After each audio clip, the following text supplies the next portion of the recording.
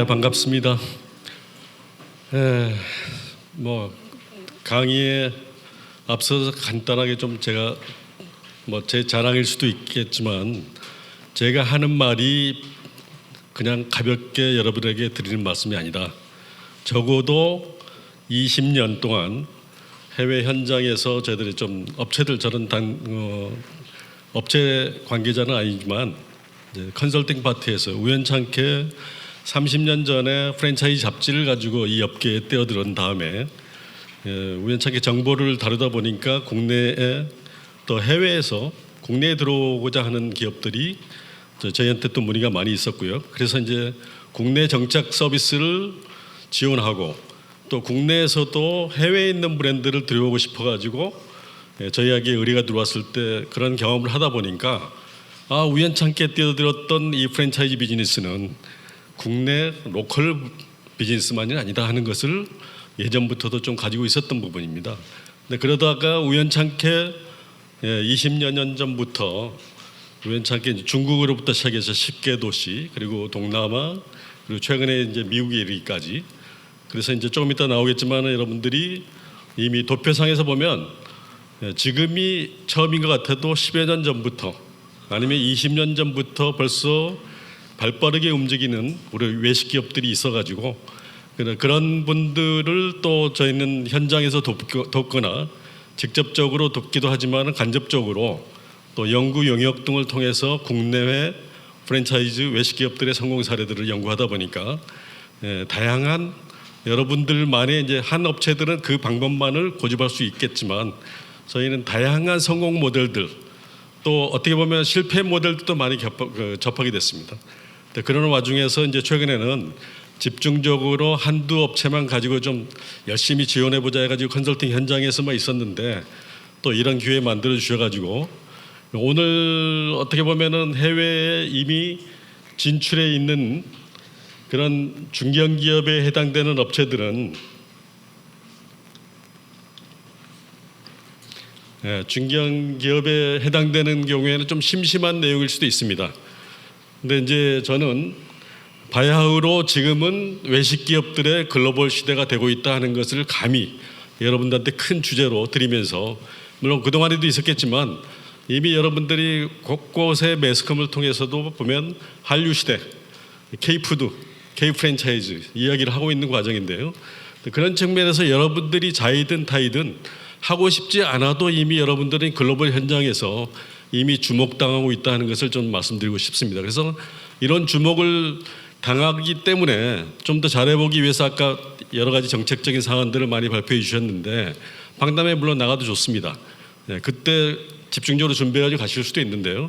저는 오히려 여러분들이 기본에 충실하지 않고서 가끔 저희들한테도 해외 마스터 프랜차이즈 파트너 소개해 주면 우리 고액 받고 수수료 드릴게 하는 경우가 굉장히 많습니다. 그러나 그런 분들일수록 그런 기업일수록 준비가 안 돼 있는 거에 있어서 저희들이 감히 국내에 있는 분들하고도 저희들이 파트너십을 하겠지만 해외에서도 여러분들이 훑어간 자리 뒤에는 그분들이 또 저희한테 한국 기업에 대한 좀 그런 탓을 많이 하는 경우를 또 겪어봤기 때문에 상당히 조심스럽게 움직이는데 하여튼 서두가 좀 길었습니다만은 분명한 것은 지금은 글로벌 시대이고 이미 여러분들은 스스로 하지 않아도 주목을 당하고 있다는 것을 말씀드립니다.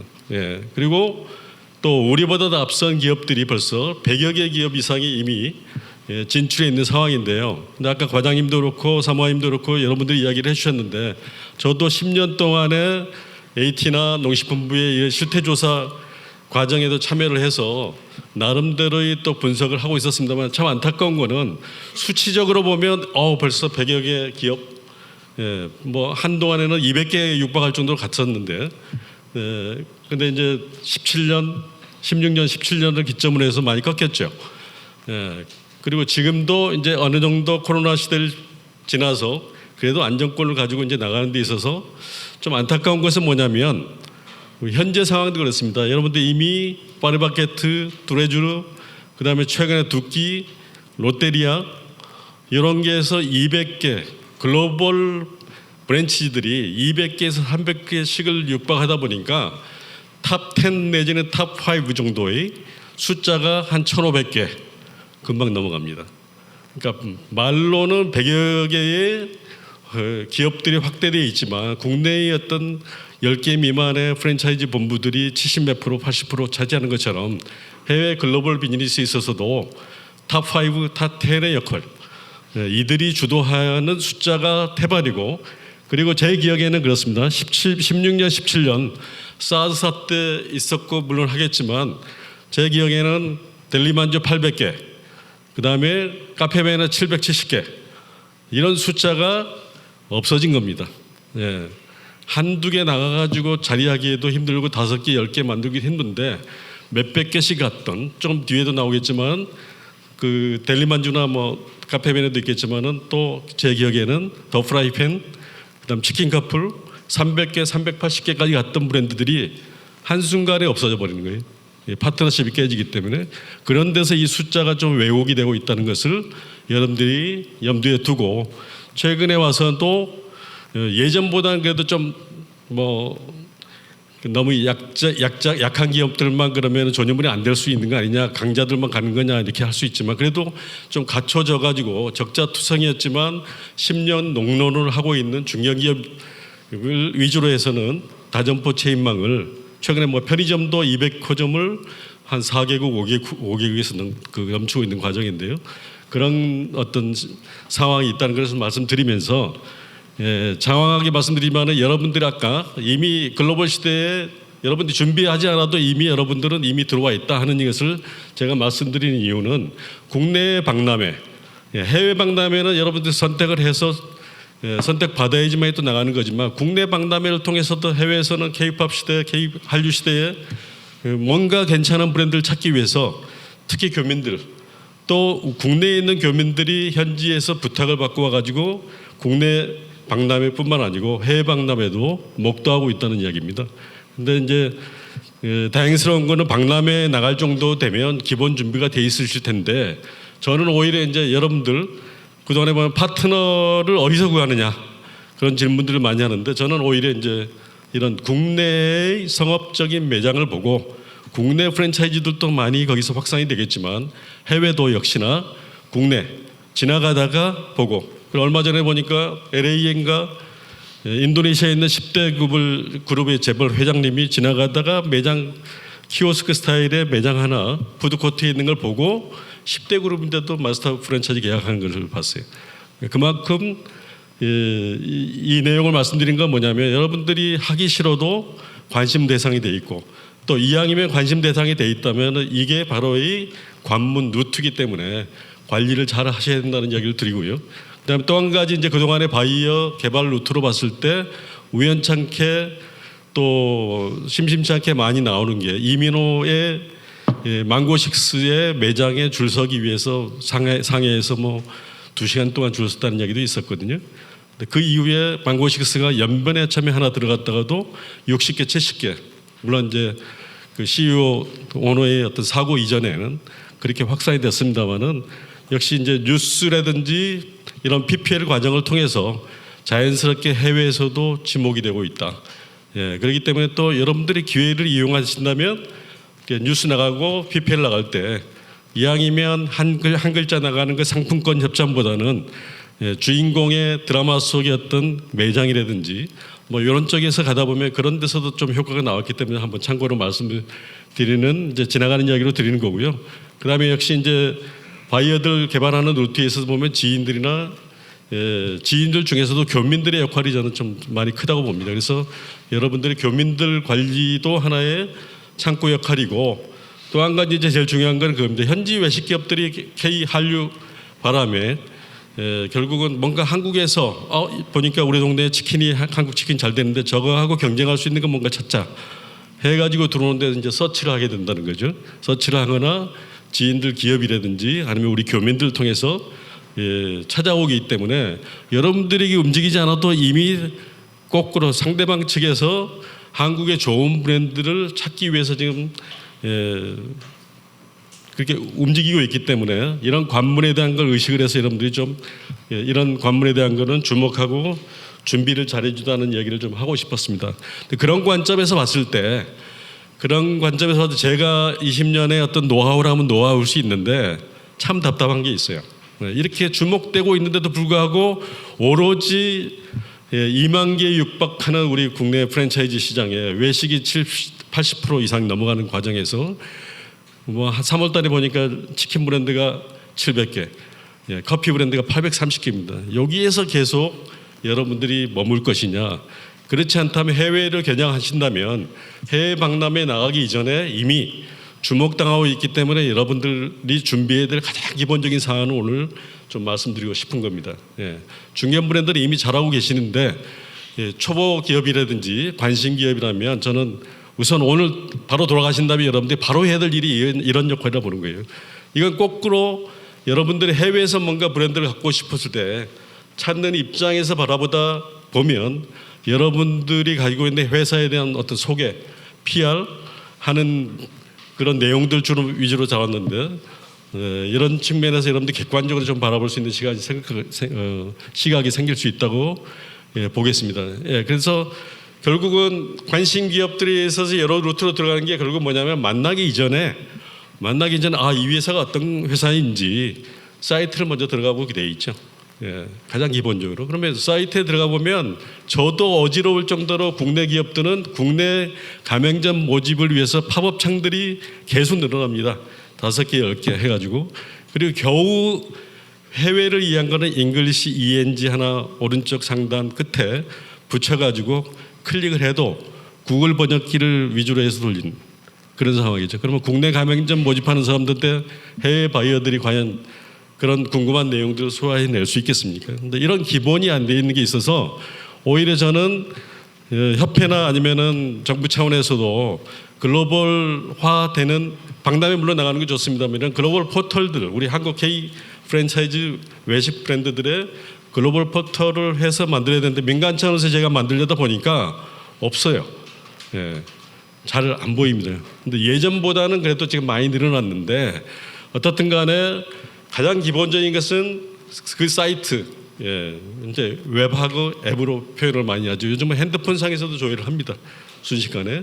그랬을 때 바로 검색이 되는데 코리아 치킨 브랜드를 알고 들어오는 경우도 있죠.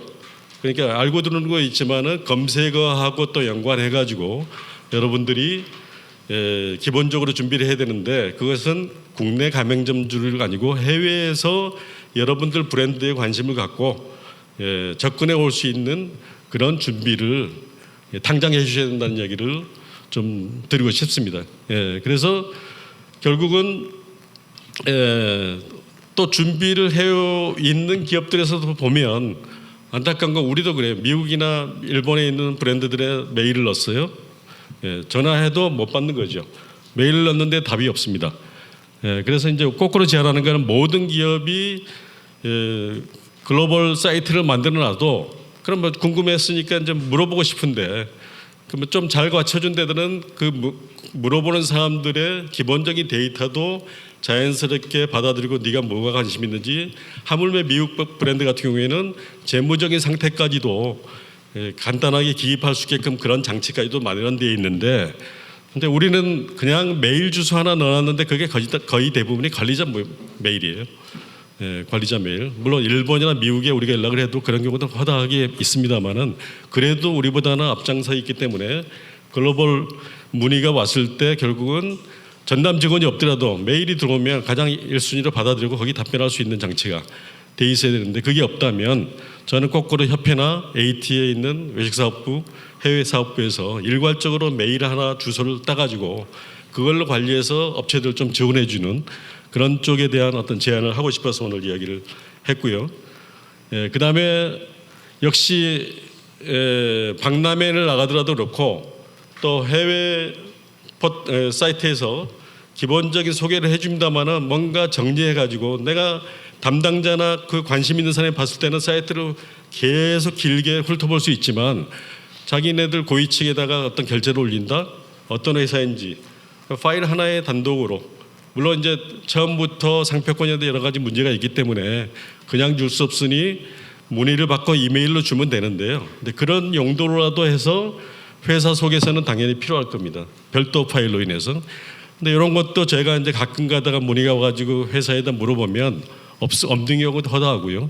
만들어져 있다 하더라도 기존 한국에 있는 가맹 안내서 그거 그냥 번역해 놓은 그런 쪽에 또 회사들이 태반이고, 근데 그런 측면에서 이제 결국은 글로벌한 여러분들에 대한 소개서가 필요한데, 이것도 우리 이제 기계 제품 소개서처럼 장황하게 만들어 놓으신 게 뭐냐면은 연역 회사 연역부터 시작해서 대표 인사 말씀, 시상 실적 번역해 놓으면 아무것도 모릅니다. 중소기업청이 뭔지 소상공인진흥공단이 뭔지 모르는데 다 나열해 놓고, 그것은 아무런 바이어들의 관심사하고는 관심거리하고는 전혀 상관이 없는 거라는 거죠.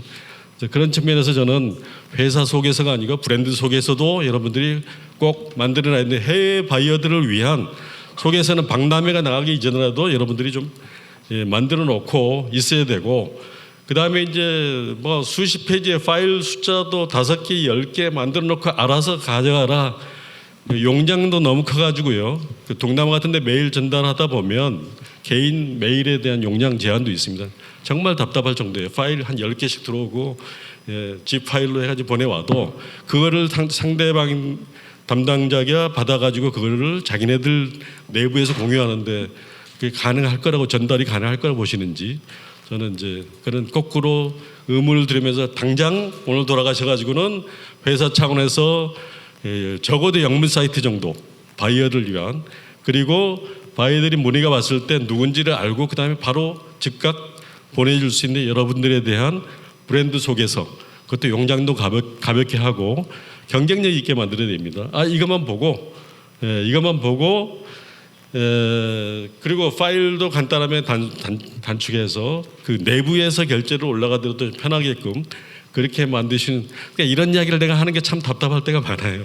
해외를 적어도 마스터 파트너 몇 억짜리를 하고 하시겠다 하는 분들이 이런 준비도 안 해놓고 무슨 그리고 상식적인 어떤 입장입니다. 그러니까 거꾸로 여러분들이 하여튼 해외에다 문의했을 때 특히 이제 그 미국 같은 경우는 너무 준비가 잘 되어 있는 거죠. 이런 것들이 깔끔하게 정리되어 있고요. 그래서 이제 가능하면 영어 버전은 기본이지만 이제 중국 땅덩어리가 큰 중국 같은 거라든지 다른 지역도 다국어 버전이니까 하나만 잘 만들어 놓으면 번역 같은 거 잘 활용하셔가지고 하시면 되겠다는 거고요. 그다음에 역시나 자료 보는 것도 힘들고, 그리고 실제 현장에 여기 한국까지 오지 않고 아니면 그 지역에서 봤지만 이 회사가 어떤 경쟁력을 갖고 있는지를 문서보다도 요즘은 이제 우리 뭐 숏폼 시대와 짤 시대니까. 근데 이것도 여러분들 보면은 그동안에 방송 나갔던 거 몇 분, 뭐 30분짜리, 20분짜리 쭉 몇 개 보내주고 파일 보내주는데 정말 답답해요. 그래서 요거를 시간만 좀 드린다면, 약간의 예산만 드린다면 스스로도 만들어 가지고 우리 브랜드 소개서를 동영상으로 만들어 가지고 하는 것도 기본적으로 갖고 계시다면, 저는 벌써 아까 홈페이지 다국어 버전 만들어 놓고 그 다음에 아까 안내서, 브랜드 소개서, 그리고 이 동영상까지만 만들어 놓으면 저는 기본적으로 50% 이상은 여러분들이 준비가 되어 있다고 봅니다. 그러면 박람회를 나가든, 그리고 이미 거기에서의 경쟁력을 가지고 들어온 쪽이기 때문에 바이어들도 우호적인데요. 한 가지 중요한 것은 하여튼 용량 문제도 있고 또 특히나 동영상이기 때문에 그냥 그 영상 자체를 보여줬다 보면 힘들고요. 또 참고로 하셔야 될 거는 링크를 걸어서 하는데 유튜브는 중국은 막아놔 버렸죠. 네이버도 막고 있는 상황이니까 스스로의 여러분들의 하드에 올려놓고 링크를 간단하게 하시는 것도 하나의 방법이다. 그렇게 좀 말씀드리고 싶습니다. 하여튼 그러면서 이제 또 말씀드려야 되는 거는 그 해외 사업에 있어서 가장 여러분이 먼저 해야 될 일이, 그래서 거꾸로 제가 꼭 특허 관련해서 지식재산권 관련해서는 전문 분을 모셔가지고 꼭 업체들한테 좀 해달라고 하는 게, 저는 지금 수도 없이 최근에 와서도 여러분들이 아무것도 아닌 것 같은데도 불구하고 제가 농담처럼 했던, 강의했던 농담처럼 해서 제일 돈 많이 버는 게 뭐겠는가 하는 농담을 한 적이 있었어요. 여러분들의 상표, 지식재산권 부분이죠. 그거 사진 찍어다가 그냥 미얀마가 됐든 여러분들이 등록하지 않은 데 가서 미리 등록해놓고 기다리면 돼요. 예. 물론 이제 중국 같은 데도 3년 동안에 사용하지 않으면 다시 돌려받을 수 있는 과정을 거치지만 어떻든 간에 그래도 중간에 여러분들이 마스터 파트너가 들어와가지고 계약을 해줄라 했을 때 여러분들의 상표권, 국내에서는 상표권에 대한 권한이 있지만 중국에 대한 상표 권한은 없습니다.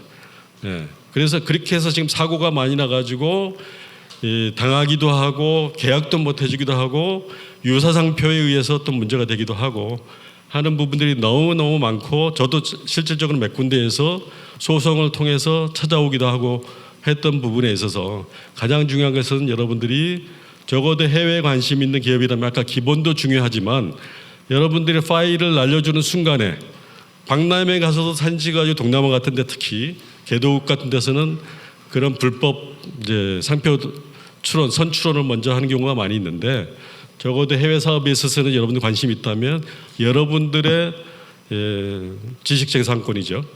네, 근데 이제 한 가지 유념해야 될 건 그거 있습니다. 여기 잠깐 표현했지만 본촌도 치킨이라는 게 원래 붙었었어요.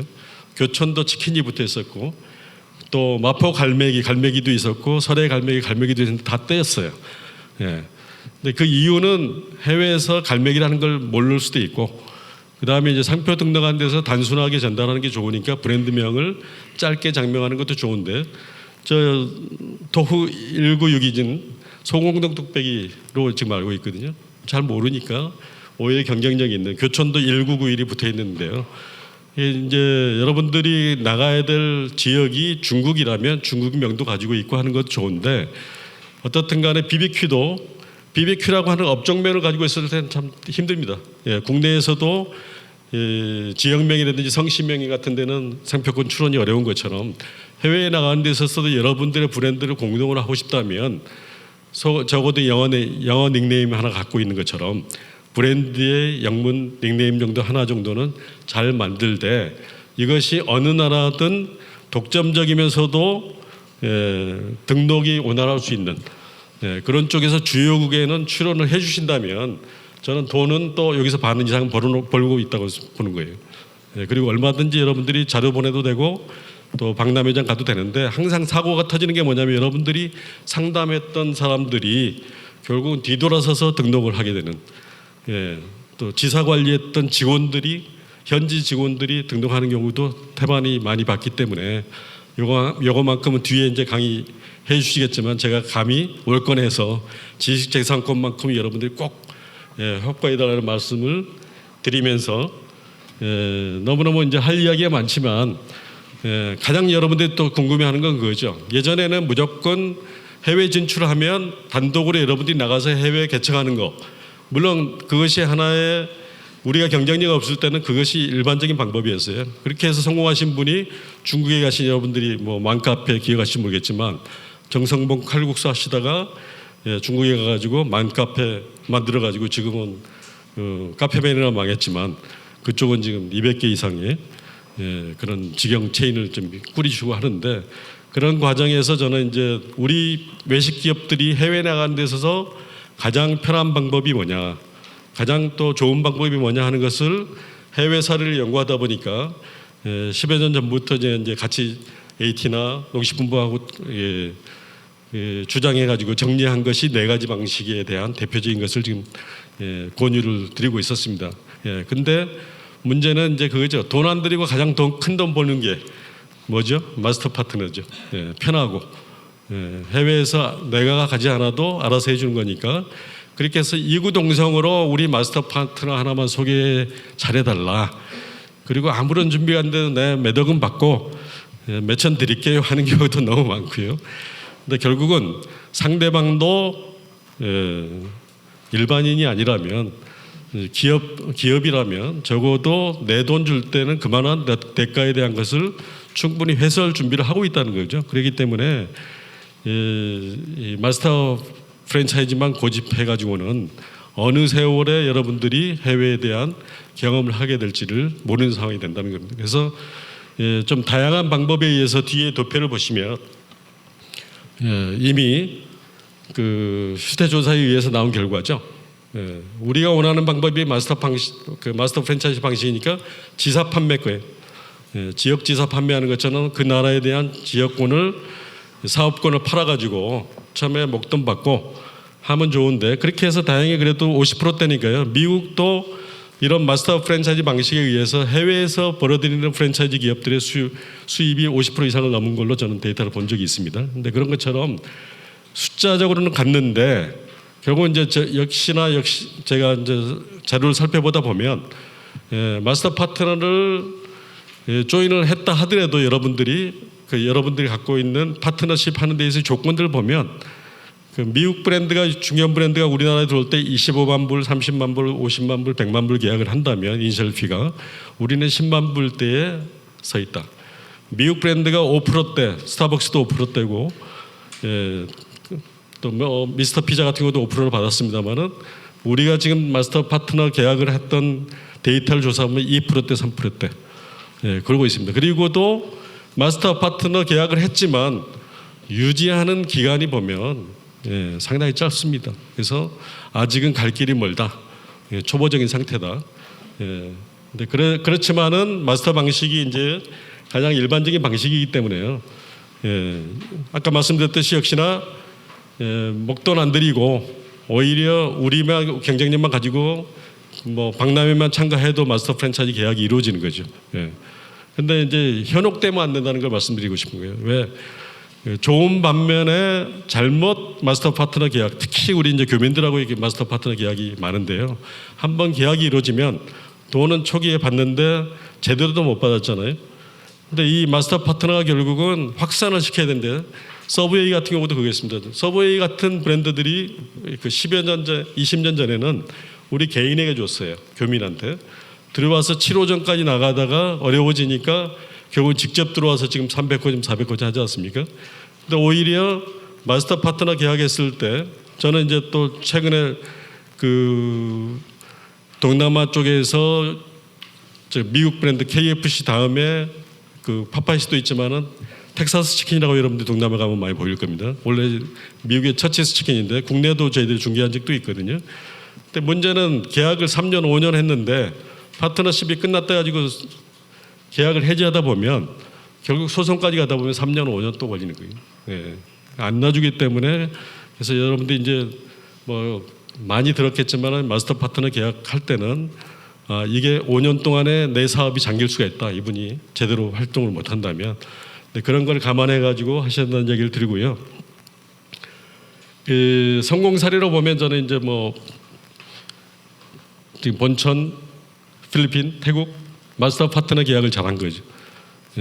본천이 교천 어떻게 보면 교천의 아리였는데 본천 하면 잘 모르시는 분들이 많더라고요.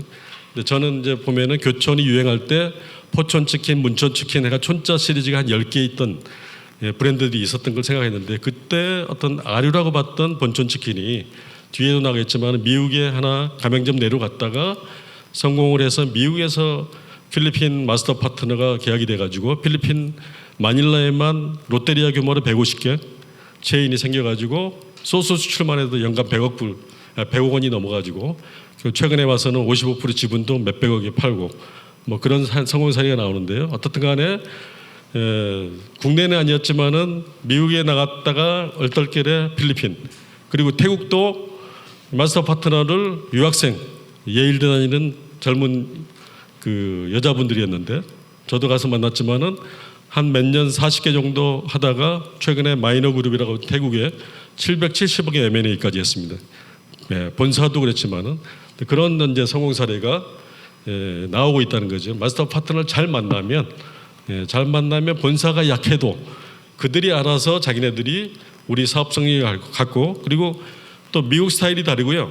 그 웨스턴 텍사스 바 스타일의 본천 치킨이 미국이라면 필리핀은 롯데리아 규모고 태국은 일본의 젠 스타일로 파트너들한테 알아서 맡기는 바람에 자기네들이 오히려 잘해가지고 나가는 경우도 많이 봤습니다. 그래서 하여튼 그렇고 그다음에 이제 실패 사례도 여러 가지 있지만 좀 여기 공개해도 되고 제가 이제 데이터를 입수해가지고 기준할 수 있는 거에서 하다 보면 뭐 파리바게뜨는 직영 체인만을 중국에서 고집하다 보니까 어떨결에 또 뚜레쥬르가 나중에 후발주자로 중국에 들어옵니다.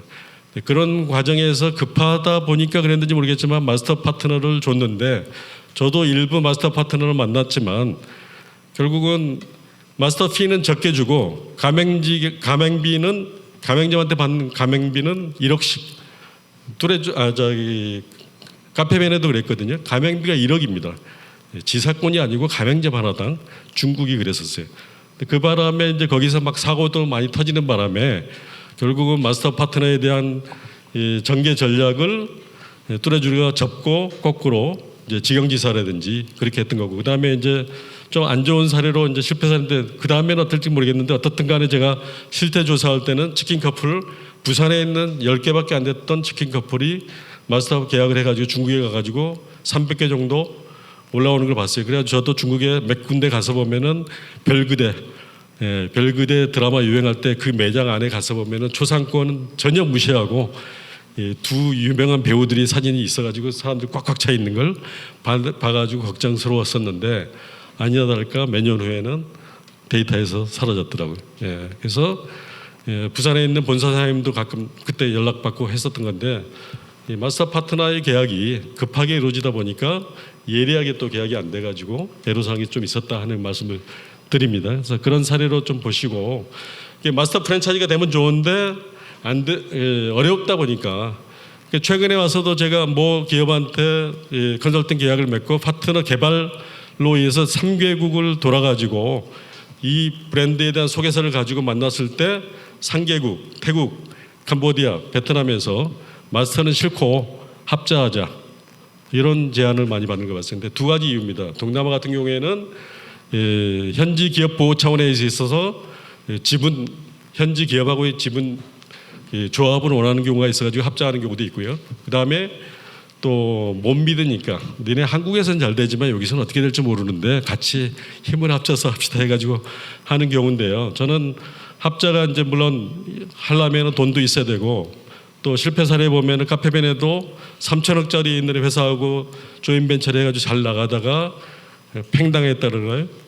나중에 합자하는 데서 지분 투로 하는 과정에서 감정적인 결합 문제도 생겨가지고 하는 부분에서 그렇다 해서 그런데 이거를 무시하기에는 저는 오히려 국내에 들어와 있는 스타벅스라든지 다이소, 패밀리마트, 한국에 들어오는 기업들은 조인벤처를 합니다. 또 오히려 마스터는 가맹비 한번 받고 로열티 안 들으면 그냥 꽝이에요. 재료 안 사가면. 근데 이제 합자법인은 반이 내 지분이잖아요. 그래서 스타벅스가 신세계하고 합자로 50대 50으로 하다가 결국은 로열티 5%도 나가고 50대 50에 대한 지분 배당도 받고 그러다가 최근에 와서는 100%로 이제 돌렸죠. 그러나 5%는 계속 나갑니다. 그게 미스터 피자도 그거였어요. 10년 동안에 베이징 가가지고 7개 직영점밖에 못 졌었는데 그 상해 유통법인하고 해가지고 1년 만에 100개가 넘어가면서 로열티가 17억 들어오는 걸 제가 확인을 했던 거거든요. 그래서 이제 이 합작 비즈니스도 돈이 좀 있거나 그다음에 오히려 이제 정부 차원에서 제가 이제 자꾸 우리 펀드들이 최근에 사모펀드들이 외식기업들 많이 먹어들이는데 저는 해외 나가는 데 있어서도 같이 우리 펀드들도 나가가지고 우리 브랜드라고 같이 결합해서 현지 기업들하고 통해서 이렇게 개척한다면 좀 더 미래가 있지 않겠냐 하는 이야기를 드리고 싶어서 여기다 이제 언급을 했고요. 마지막으로 가장 여러분들한테 지금 제일 접근하는 게 국제가맹점일 겁니다. 교민들 특히 교민들이 오셔서 제발 우리 동네에 가서 미국에서 아니면 호치민에서라든지 이런 경우가 있는데 물론 많은 본부들은 거부합니다. 왜? 가맹비도 그렇다 해서 우리한테 뭐 몇천 줄 것도 아니고 두세 번 왔다 갔다 하면 경비 다 날아가는데 무슨 의미가 있겠느냐 했는데 그러니까 결국은 실패 사례도 많아요. 또 일부러 그거 받아내기 위해서 했다가 교민들은 독립해버립니다. 그래서 우리 여러분들이 해외여행 가서 보면 종로김밥인데 한국에 있는 종로김밥이 아닌 게 예전에 보면 미국도 그랬었어요. 근데 그런 것처럼 독립선언을 해버리고 그런 경우지만 근데 아까 본천 사례를 이야기 드렸죠. 그리고 마포갈매기 같은 것도 저희가 이제 좀 계속 계약 컨설팅 지원을 하면서 보다 보니까 처음에 가맹비 2만 불, 3만 불 받고도 내줘요. 인도네시아, 홍콩 같은데 내줬는데 아까 본천처럼 그게 되니까 본천은 직접 들어가서 직접 사업을 한 거고 여기는 거꾸로 가맹점 하셨던 분이 이거 우리가 이 지역은 마스터 해볼게.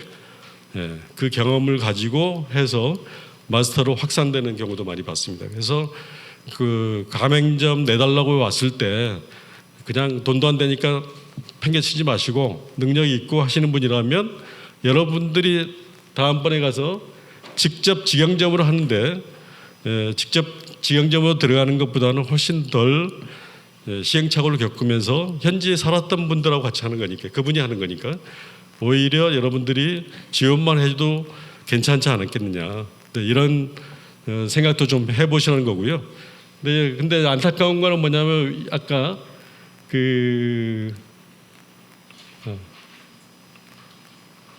죄송합니다. 뒤로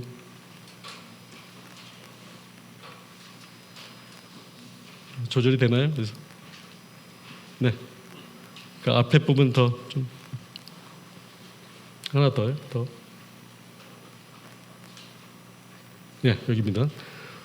그 앞에 부분에도 보면 그 최근에 어떤 실태 조사에서는 이 데이터가 지금 나오지 않고 희망 조사로 지금 많이 바뀌었더라고요. 근데 여기에서 보면은 1년 내에 즉시 해외 진출하는데 마스터 부분이 많이 거품이 빠졌어요. 직접 진출하겠다 이렇게 지금 많이 메모를 해놓으셔가지고 좋은 반면에 저는 이제 걱정스러운 부분이 가장 고생되는 게 직접 진출인데 이거를 굳이 하시려고 하나 하는 생각이 들어가지고 제가 좀 말씀을 드렸습니다. 그래서 뭐 시간이 됐기 때문에 이 정도에서 마무리를 하면서 한 가지 방법만에 의한 것은 아니다. 그리고 이미 여러분들이 자이든 타이든 간에 해외 진출에 대한 길은 이미 열려있기 때문에 기본에 충실한 작업을 먼저 좀 해 주셨으면 하는 바람을 먼저 전하면서 이만 마치겠습니다. 네. 네, 대표님 좋은 말씀 감사드립니다. 해외 진출의 다양한 통로들을 유의해야 할 점과 더불어 구체적으로 제시해 주셔서 아마 많은 분들에게 실질적인 도움이 되셨으리란 생각이 듭니다.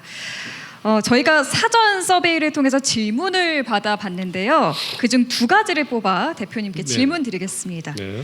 네, 먼저 해외 진출 사업 실제 진행 시 핵심 성공 요소 한 가지를 꼽는다면 어떤 걸 꼽으시겠습니까? 네, 수많은 답변을 드릴 수 있겠습니다만 가장 강조하는 부분은 파트너입니다. 네. 누구든지 와가지고 마스터 파트너 합시다. 중국 같은 경우 특히 많거든. 내가 중국 전체 다 할게 오신 분들 많습니다. 거기에 현혹되지 마시고 정말 저 사람이 우리의 브랜드를 가지고 그 지역에서 장기적으로 그리고 우리하고의 대화 창구가 잘 유지되면서 할 수 있겠는가, 이런 판단을 하시면서 핵심적인 건 그겁니다. 서로 알아봐요. 내가 욕심부려서 너 돈만 내가 따먹을게 하는 거 상대방도 알 수 있다는 거죠. 그러니까 절대 그런 생각 버리시고 거꾸로 우리가 해야 될 일을 당신이 하니 우리가 힘을 합쳐서 같이 도와줄게, 잘 해봅시다. 서로 통하게 되어 있습니다. 언어는 틀려도 저는 그걸 꼭 말씀드리고 싶습니다. 네, 핵심 성공 요소 파트너를 꼽아 주셨습니다. 자, 그럼 2번째 질문 드릴게요. 마스터 프랜차이즈 매칭을 할 수 있는 프로세스에 대해서 많은 분들이 궁금해하셨어요. 네. 장황하게 이것만 해도 30분 1시간을 해야 되는데요. 4가지 파트에 대한 이 프로세스 이미 몇 년 전에 AT나 농식품부 통해서 저도 연구원으로 참가해가지고 몇백 페이지짜리가 이미 나와 있습니다. 해외 진출 실물 매뉴얼이라고 아까 더 외식 홈페이지에 들어가시면 거기서 맵스, 영어 조합에서 맵스로 지금 되어 있는데요. 여기 보시면 여러분들 지금 다시 도표로 한번 돌아가 보실래요? 마스터 파트너에 대한 이런 프로세싱처럼 이 내용에 대한 실무적인 걸 다 서술로 풀어가지고 지금 이미 만들어 놓은 거거든요. 그래서 여기 보시면 자, 해외에 갈 수 있는 우리가 준비가 되어 있는가, 자가 체크리스트도 있고요. 뭘 준비해야 되는 건지, 그리고 2단계에서는 뭘 또 아까 상표 등록도 있고, 그 다음에 해외 진출에서 방법은 또 어떤 건지, 그래서 그것이 정해졌다면 어떤 준비를 하고 1차 시장 조사를 어떻게 하고, 그 다음에 또 파트너를 어떻게 찾고, 이런 과정들이 다 나와 있습니다. 근데 이런 게 사장되고 있다는 게 저는 참 안타까워가지고 예산 받고 그 용역업체하고 저희들 연구원들만 좋은 일로 끝나는 것이 아니고 이것이 좀 충분히 활성화된다면, 물론 복잡하게 계속 길게 돼 있어요. 그러나 이것을 여러분들 해외 담당 직원들이 있다면 꼭 한번 통독을 시켜주시고요. 이런 선에서 서가지고 우리가 가야 될 건 이거다. 4가지 방식 중에서 하나는 한번 테스트해보자 그렇게 하고 그다음에 아까 기본에 대한 충실한 준비를 한다면 그 상황에서도 이미 문의가 들어올 수 있어요. 그 해외 박람회 굳이 가지 않고도 해외 바이어 초청 행사에도 여러분들 나갈 수도 있지만 저는 앱이나 앱에다가 올려놓고 뉴스에다 플레이하고 그 유튜브에서 풀어지다 보면 이미 그 창구는 이미 여러분들의 웹이나 앱 페이지로 떨어지면서 거기서 다운로드를 할 수 있고 계약에 대한 문의도 할 수 있게끔 돼 있고 그걸 일괄적으로 아까 같이 메일 관리를 해준다면 저는 원활하게 이것이 충분히 온라인상에서 충분히 먼저 이루어지고 오프라인은 좀 힘겹지만 그래도 한 번씩 한다면 좋은 결과가 나올 거라고 믿어 의심치 않습니다. 네, 마스터 프랜차이즈 매칭 프로세스에 대한 답변까지 들어보셨습니다.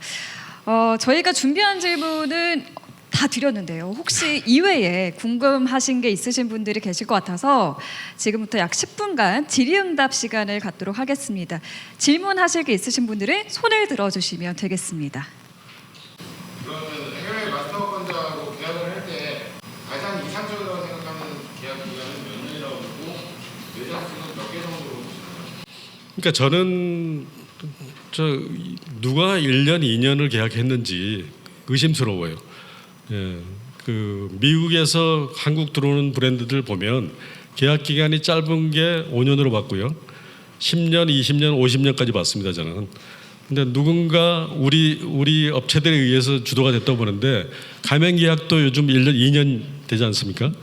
그러면은 2년이라고 하는 거는 저는 마스터 파트너가 가져가서 여기서 교육받고 가서 자기네들이 세팅하고 1호점까지 나가는데 저는 2년까지 보거든요. 그러니까 저는 기간은 길어야 된다. 근데 이제 법적 계약서에 의해서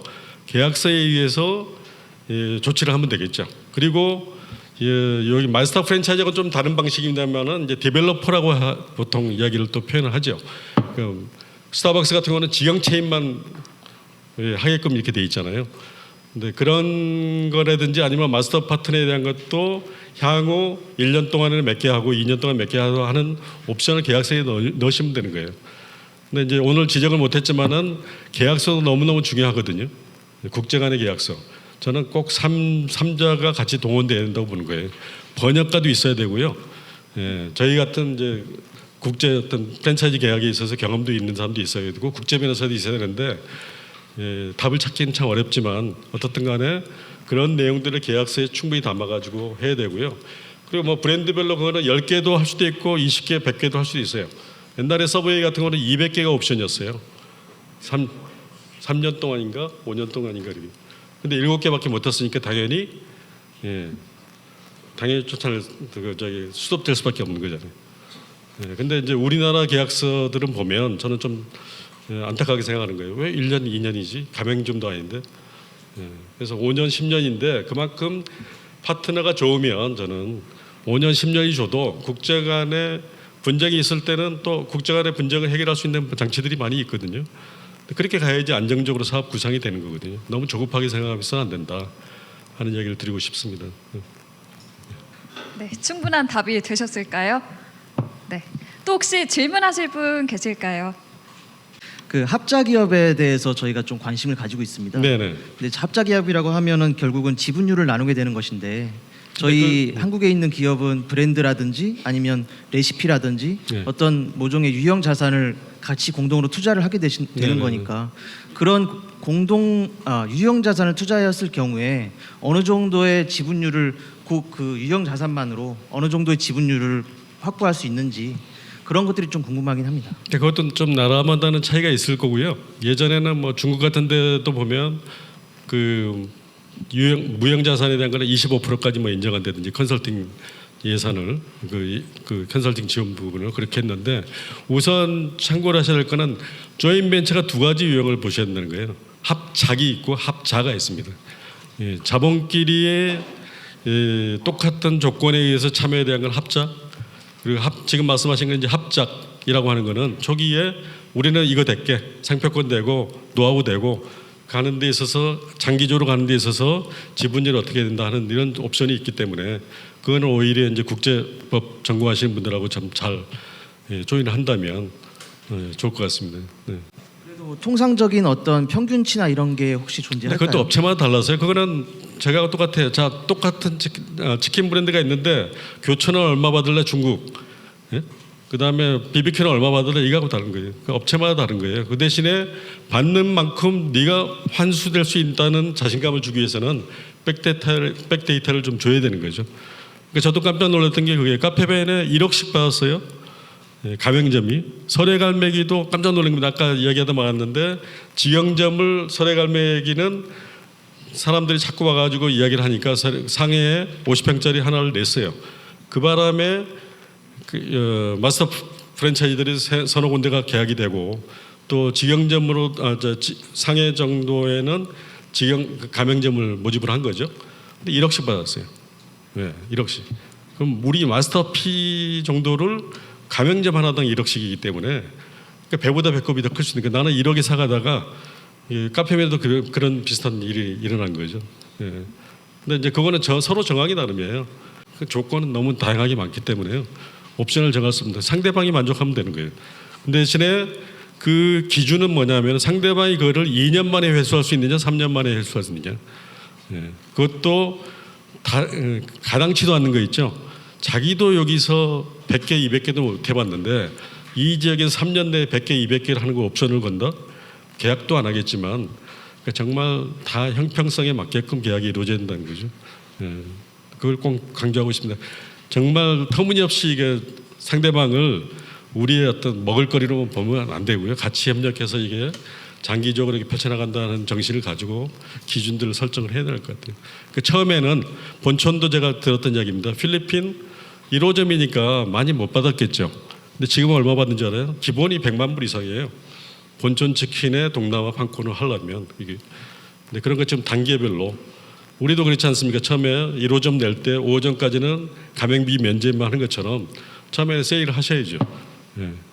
세일을 하셔가지고 성공작이 나오면 그걸 보고 그래서 저는 적어도 여러분들이 국가기계 다국가에 대한 국가기계 그 깃발을 5개 이상을 가지고 전시회에 나간다. 그냥 단독으로 나가는 것보다 저는 그걸 맨 중앙에다 붙이라고 이야기를 하거든요. 최근에 그 피자마르 이렇게 잘하시더라고요. 그 깃발만 보면 그리고 여러분들이 그거예요. 미국에서 브랜드 가지고 저희한테도 가끔 상담 들어오는 게 미국에서 이런 거 가지고 와서 한국에 하고 싶어요. 그럼 제가 질문하는 게 첫 번째 뭐냐? 미국에서 몇 개인데요. 해외 몇 개나 갔어요. 이게 답이거든요. 그게 객관적인 기준입니다. 근데 그 기준에 여러분들 5개국이 넘어서면 가맹비도 좀 올라가고 아까 합창한 데에서도 기준도 내가 너희하고 안 해도 돼. 우리 좀 딴 데 또 기다리면 되지. 이렇게 하면 상대방이 아쉬우면 조건도 좋게 해가지고요. 가게 된다고 봅니다. 근데 그거는 이제 계약의 또 기술이거든요. 똑같은 브랜드를 갖다 하더라도 얼마를 받을 수 있냐는 건 저는 정해진 거는 없다고 보고요. 또 계약 기간도 얼마든지 여러분들이 임의대로 정할 수 있다고 봅니다. 네. 박원효 대표님 강연과 질의응답은 여기서 마무리하겠습니다. 우리 대표님께 큰 박수 한번 주시죠.